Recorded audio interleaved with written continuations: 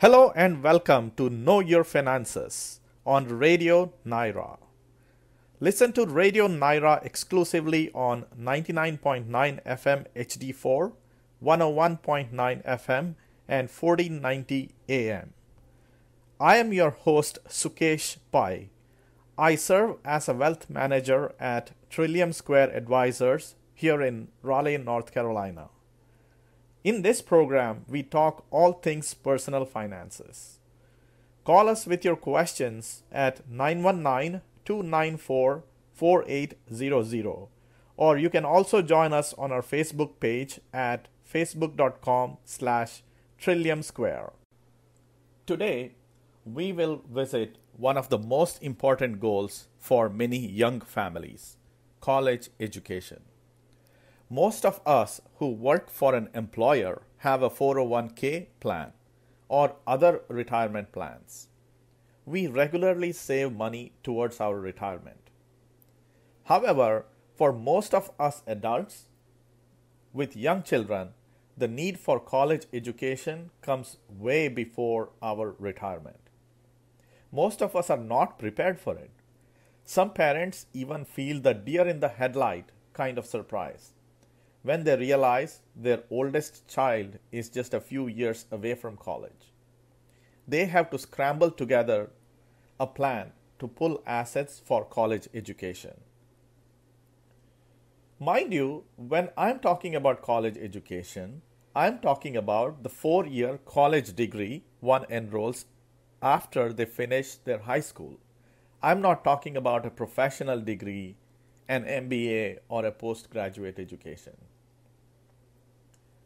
Let us look at the cost involved to get this 4-year college degree. We will also look at ways available for you to save towards it. But before we get to it, let us touch upon an interesting internet story. Google for chart of the century and see what you find. Chances are you stumble upon a Twitter post by Mark Perry. The chart shows how the prices of goods and services have changed over the years. It goes from the year 2000 all the way to December 2020.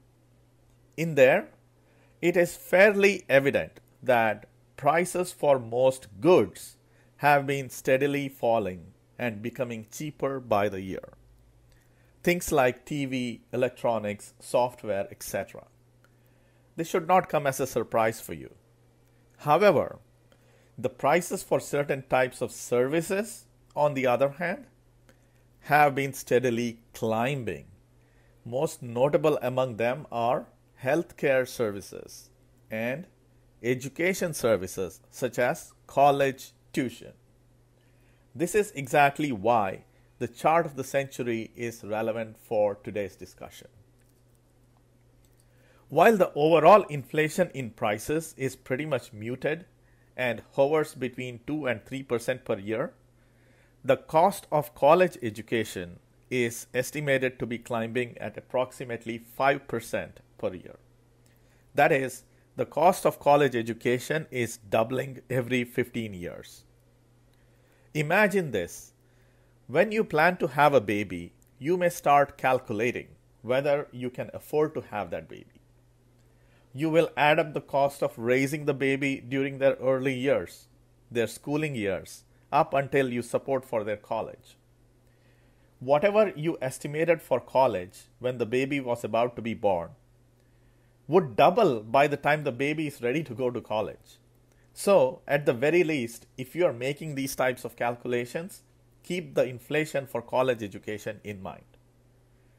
Now, let us try to figure out what it costs today to get a college degree. According to educationdata.org's recent survey, the average cost of 4-year US education is roughly $36,000 per year. The fees vary depending on whether the student is considered in-state or out-of-state for a public university. The private universities have higher fees compared to public universities. The average in-state expenses cost about $26,000, while the average out-of-state expenses cost about $28,000. Private universities average around $54,000. Now, most of the well-known private universities can cost much higher than this average number. These costs include the cost for tuition, room and boarding, books and supplies, as well as some other miscellaneous expenses. Now that we have learned about what it costs to put your kid through college, I want to make a couple of points why it is important for you to save for this expense. You might ask or wonder if the child can earn during college years and pay for it, or perhaps even take a student loan and pay off the loan after they graduate. We will come to this question right after a short break.